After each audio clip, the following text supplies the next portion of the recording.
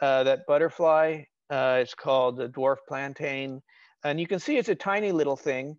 And so it often gets crowded out by the European grasses. And so, you know, once was widespread, now it tends to be just found in the serpentine soils. It's not endemic. It doesn't, to the serpentine, it doesn't have to grow in serpentine, but it's just the fact that there aren't so many grasses that outcompete it. So this was another hike on Coyote Ridge that Sean led for us. It's just a beautiful place. You get views of Coyote Valley below, and up there, you know, this butterfly is everywhere. Here are some owl's clover. If the caterpillars will only eat that dwarf plantain, if they really get desperate, they dry up, they will eat the owl's clover, but you need those plants or you don't have the butterfly. Anyway, it's just one of my favorite places, and you know, you get a chance to see the elk, including maybe you see a little calf there. Okay, so another property to show off is the Diablo Foothills.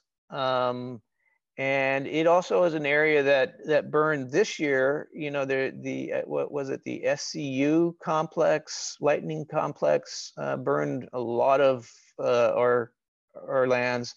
And this happened to be a day that I was out there this year in April, I think it was, but it happened to be like the one day we had a little bit of mist. But I thought it made for some nice things to look at.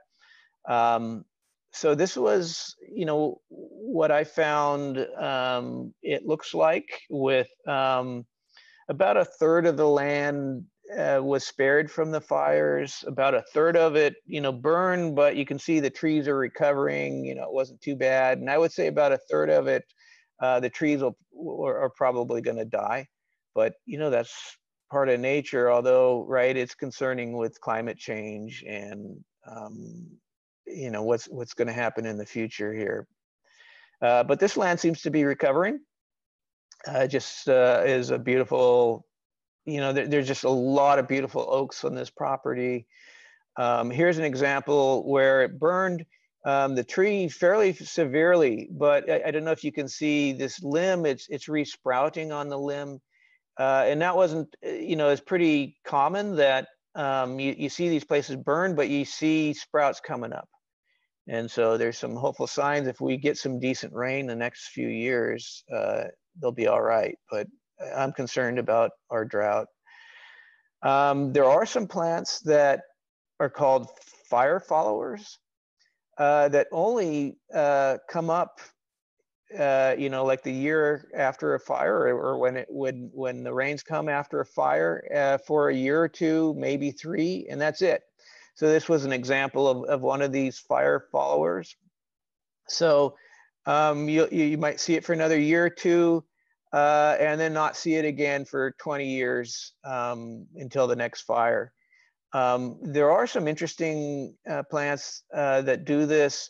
There's, I recently heard about I think it was a species of sunflower or something that they thought was extinct. They hadn't seen it for 120 years, but Mount Diablo burned and it popped up. You know, it had been dormant for 120 years. Anyway, this is that fire, whispering bell, fire follower. I just think, you know, there's beautiful trees there. You got the blue-gray of the blue oaks and valley oaks and coast live oaks, different colors, and particularly with some burned and some not, was fascinating to me. What am I going to show off here? Oh, okay. So the Open Space Authority, in addition to protecting these high conservation value areas, they try to bring open space to people and where people live. And, you know, if we're going to live in dense areas, which we really should to protect these open spaces, we need little bits of open space. And so the Open Space Authority has a grant program to do all kinds of things. They help provide money to protect Marshall Cottle, a large undeveloped land that shows off the agricultural heritage of Santa Clara Valley, and a lot of other programs, things like community gardens, and they provide grants that to nonprofits, schools, or qualify, and public agencies or qualify for their grant program.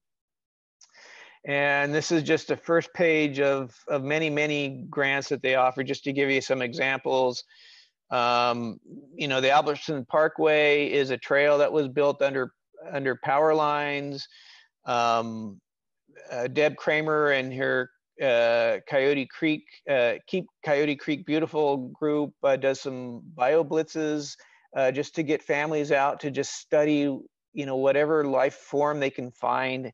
And so there's all kinds of programs that they provide to educate the public and bring some open space to urban areas.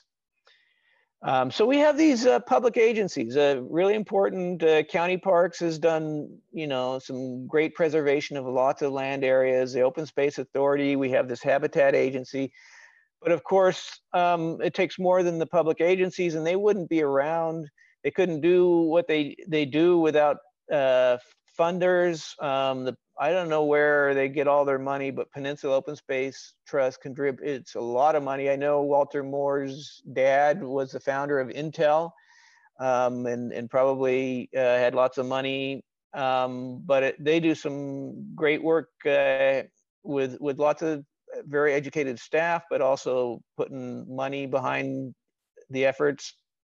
And of course, our political activists and conservation activists, and Sierra Club does lots of things, hikes and conservation work at the state level and the federal level, and locally through our Loma Prieta chapter. But we're not the only conservation group. There are some that focus on climate, and Audubon on the birds, and the Native Plant Society, and one group that has really done some great work on climate, or the Silicon Valley Youth Climate Action. I've just really been impressed with these young kids. They're just all just absolutely amazing. And they've, with our help, with Sierra Club's help, organized a big rally at City Hall. We had like 2,000 people out there to encourage the city to do more on climate, and they got the city to pass a climate resolution committing to taking action on climate, as well at the county, and working to ban natural gas because it's leaks, and the methane from these pipes and the exploration is really contributing to climate change pretty badly. So we need to go to all electric, with solar and wind. And with the activists' encouragement, the city moved forward with San Jose Clean Energy, which is an energy purchasing agency that basically replaces PG&E. PG&E still delivers the power and does the billing, but the purchasing is actually through this public agency, and the profits are returned to the local groups with this agency to be reinvested in clean energy. And without the activists for decades working on this, this is what the city leaders had in mind for Coyote Valley, build it all out. And it was the citizen activists and organizations like Sierra Club that got the Santa Clara Valley Open Space Authority established. Going back to 1983, one of my predecessors, Les Kishler, wrote an op-ed promoting protection of Coyote Valley. And so it's been a long effort. So that's what op-eds used to look like. Remember when you used to open a paper? We pushed for Measure T, which provided the city funding for and worked on the campaign that voters supported, that provided funding for Coyote Valley. You know, it just takes a lot more work than you might expect should be needed, but you know, there are people committed to it. You know, there's other things going on at the state level. Oshkara, you know, are one of the local state assemblymen, state assembly members passed a state law that recognized Coyote Valley as, you know, significant for conservation, and it gave the Open Space Authority some oversight in looking at development there. And you know, you go back to 20 years ago, they were going to develop Coyote Valley, and Sierra Club sued over the environmental impact report. We weren't happy with that. And at that time, Dan Kalb was the chapter director. He's now a council member in Oakland. He said, you know what, it would be so much better to have an urban downtown campus closer to transit. You know, it would be better in almost every way imaginable. And today we have that. Just yesterday, the San Jose City Council approved Google's campus for downtown, right around the Dearden train station. Many of us have been involved with working with Google. Of course, we're always concerned about, you know, these development projects, but Google really did do a good job listening. You know, there were housing advocates that were upset at first about displacement. Google accommodated their concerns by providing housing units and much higher than the city requires for affordable units. They also are committing to protect the Los Gatos Creek and restore it with native trees and native plants. They've you know, done some things to, you know, make sure that there's some bird safety and mixed use with retail. And so, you know, they really are building a community rather than, you know, a sprawling campus. And so this was the kind of thing, if we're going to grow, this is the way we think is a better way to go than to sprawling out in places like Coyote Valley, you know, transit oriented. Currently, the city of San Jose is going through its general plan update process. So there's lots of things that we're trying to do in terms of this general plan, including getting these, you know, redesignate the land to reflect, you know, the new vision for Coyote Valley. It's currently in the general plan to be all, you know, built out. And so there's some things we need to do. Adding what they call a climate overlay, so providing benefits, you know, for practices that are good for climate and such. There's also housing element that is being looked at. So something we're a little concerned about is, you know, how we're going to build housing. So this has become quite controversial. The general plan currently calls for transit urban villages. One of San Jose's, or its primary approach to dealing with climate change is to, you know, make growth transit oriented and you know, more dense. And so around the transit stations, they have decided that we will allow, you know, higher density housing and retail, and hopefully plan for open space and things that people need.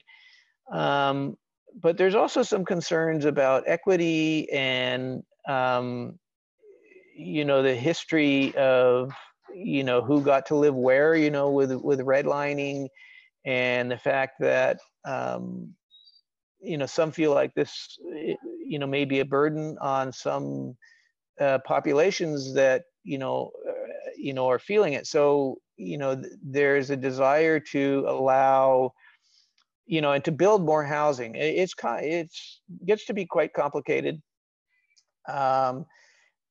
because in San Jose actually has more housing than jobs for its population. So many of us drive in our cars up to jobs in Cupertino and Sunnyvale and Mountain View and Palo Alto.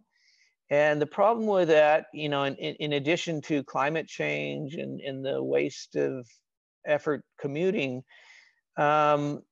it's bad for San Jose's city budget, because generally cities make revenue with having jobs, and they have expenditures, they have costs associated with housing because of fire and police services that they have to provide and things like that.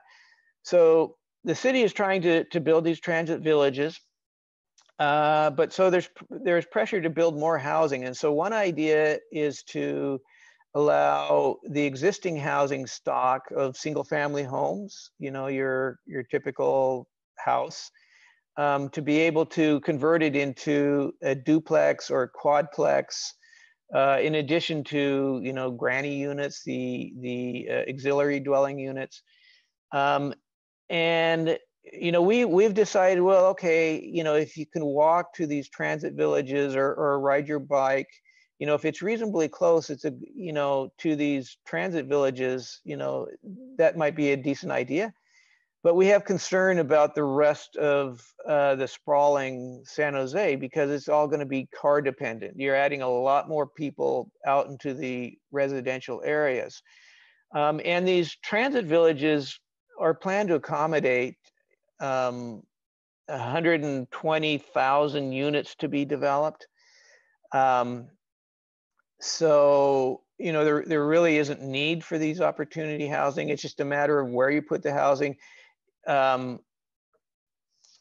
I say, it's fairly complex and it's controversial. But Sierra Club's opinion at this point is to say, fine around the transit villages, but a task force of citizens making recommendations to the city council said, well, hey, why don't you look at it citywide?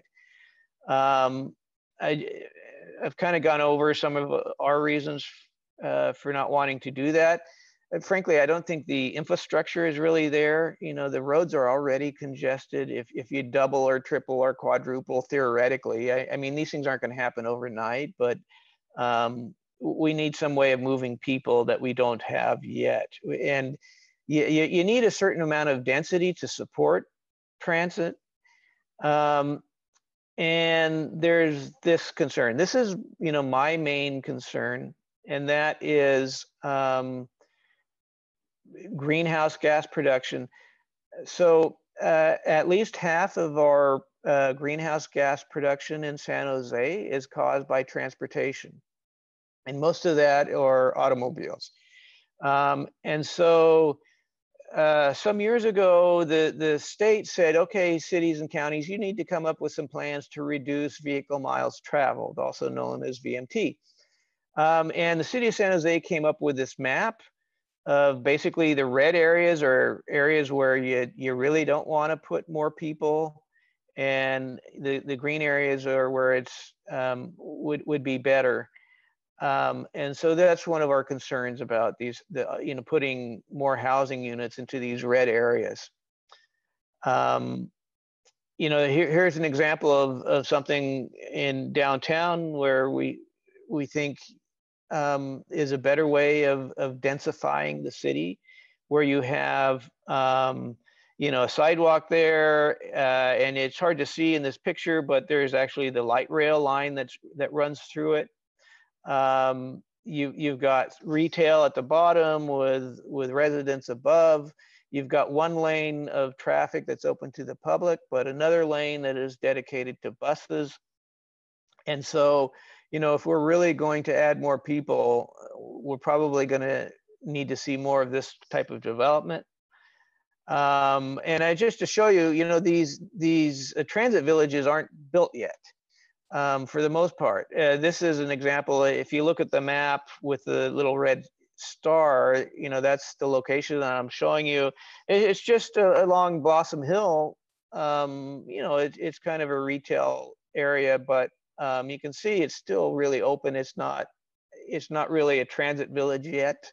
So we have a long way to go, and it would be better to build the density there to create and get a working transit backbone before we move out into the more suburban areas. Once we have a good transit background, then maybe we can expand it out into the suburban areas, but we're not there yet. And for example, this location is right at a VTA stop, but they discontinued service because it wasn't getting enough ridership, even with some apartments around it and such. So it takes some pretty high density. And of course, there's areas of San Jose that are pretty sprawling. This is an example.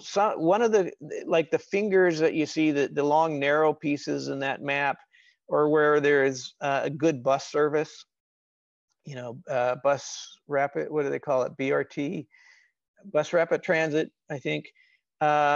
And so this is what it looks like today. There's